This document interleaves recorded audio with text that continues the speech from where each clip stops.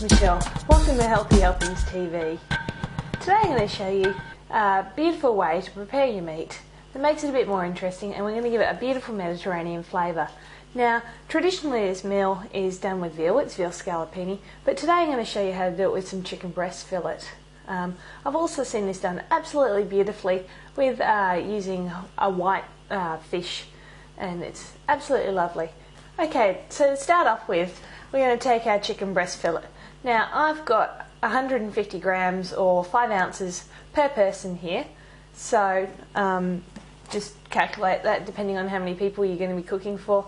And I've just cut it up into some strips. Now, next what I'm going to do is just take a piece of baking paper, place that on top, and flatten those out until they're about half a centimetre thin, so 1/4 inch.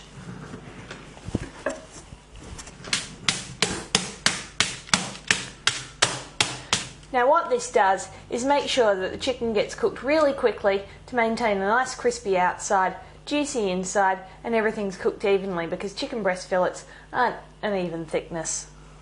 Then what we're going to do is just coat that in a little bit of flour, which I've mixed with a little bit of salt and pepper. Now I'm using 1 tablespoon worth of flour, and that should be enough for 2 people's worth of chicken. So it's really not that many extra carbs if you're worried about your carb. Okay, so we're just going to put the chicken aside, and I'm going to just tell you a little bit about the sauce that we're going to make today. So we're going to make a sauce using both tinned whole tomatoes and chopped fresh tomatoes. Now if you don't have tomatoes in season at the moment, then just wait till kind of end of summer until they are in season. Of course, if it is the end of summer where you are, you're in luck. We've also got 1 tablespoon of capers. Now I absolutely love capers, they're delicious, and if I see them on the menu I'll definitely pick them out. I've also got a couple of cloves of chopped up garlic, half an onion which I've roughly chopped, and some Kalamata olives. I've got about 3 ounces or 90 grams of Kalamata olives. Now I always buy these with the pips in, and then my handy little trick is to use one of these things, which is a cherry stoner, and you just put them in there, squish the seed through, and Bob's your uncle. It's all sorted. Now the reason I buy them with the stone in is they have much more flavour rather than the ones that have been sitting around in the brine the whole time. I've also got a bunch here of fresh flat leaf Italian style parsley, which I'll be putting in towards the end.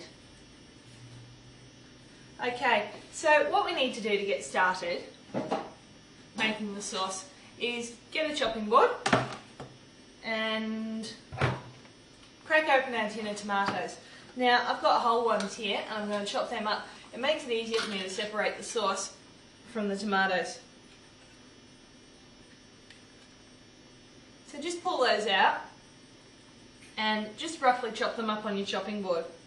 Now just reserve any juice that's in there, because you might want to do that, keep that for a little bit later on. Okay, so taking a clean knife and just roughly chopping those up.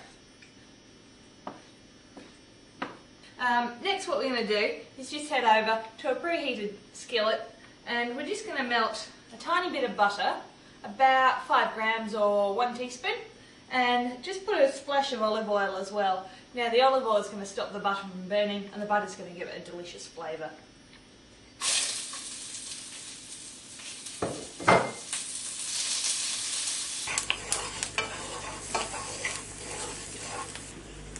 Towards the end there, just toss in your couple of cloves of garlic. Once your onions are nice and caramelised, what I want you to do is just grab a tablespoon and measure out a good tablespoon of red wine vinegar. And just stir that in.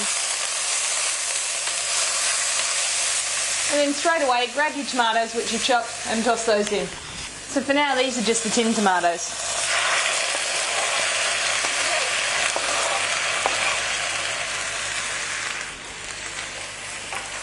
Now we're going to let that simmer and just reduce down for about 10 minutes. The red wine vinegar though, that's definitely the secret ingredient to making a really beautiful sauce. Make sure you get a really good quality French red wine vinegar, because some of them just don't taste that great. So I've also preheated a griddle pan here, and what I'm going to do is then grab some spray oil, spray that on there, and we're going to start to cook the chicken. Now the chicken's going to cook very quickly, so it's a good idea to have the sauce almost finished before you put the chicken in.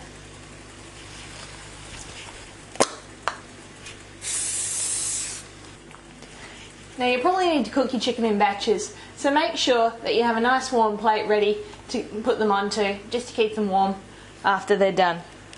Now they should really only need a minute or so on each side. You'll be able to see when the first side starts to show a little bit of white, starts to look like it's cooked, you'll know it's ready to flip them over. Now if you find your sauce is drying out a little bit, you might just want to get a little bit of liquid from the tinned tomatoes and pour that in.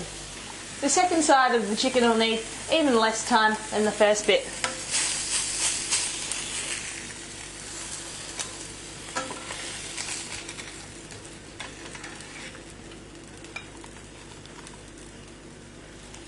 And the flour just makes it have a beautiful golden texture that you can see there. So just repeat that with the remaining bits of chicken that you've got.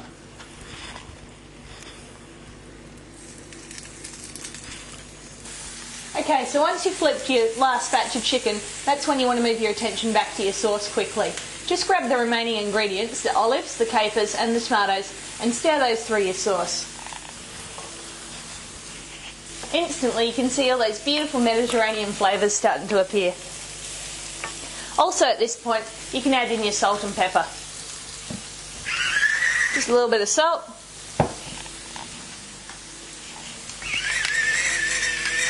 And some pepper.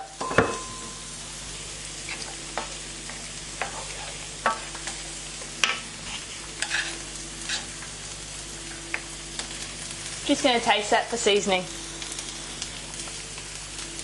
Tiny bit more pepper.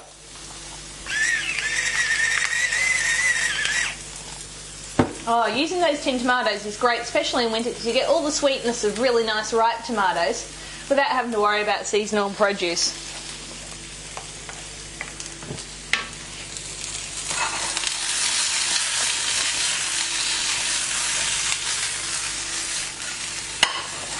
Now I've just got some zucchini here, or courgette, which I'm also sautéing with a bit of thyme and a bit of garlic, which I'm just going to serve on the side. The recipe for that will also be up on the webpage during the week, healthyhelpingstv.com. Now this is a beautiful and healthy alternative to doing something that's a full breading kind of coating, but you get that nice crunch and you still get all the juiciness preserved within the chicken because you're cooking it very quickly at a nice high heat. Finally, just finish off your sauce with a big handful of chopped up fresh flat leaf parsley. It'll just add that nice freshness to the whole dish. Now onto your chicken, you're just going to spoon a nice spoonful of this tomato sauce. And I'm also going to throw a few of these zucchini on the side.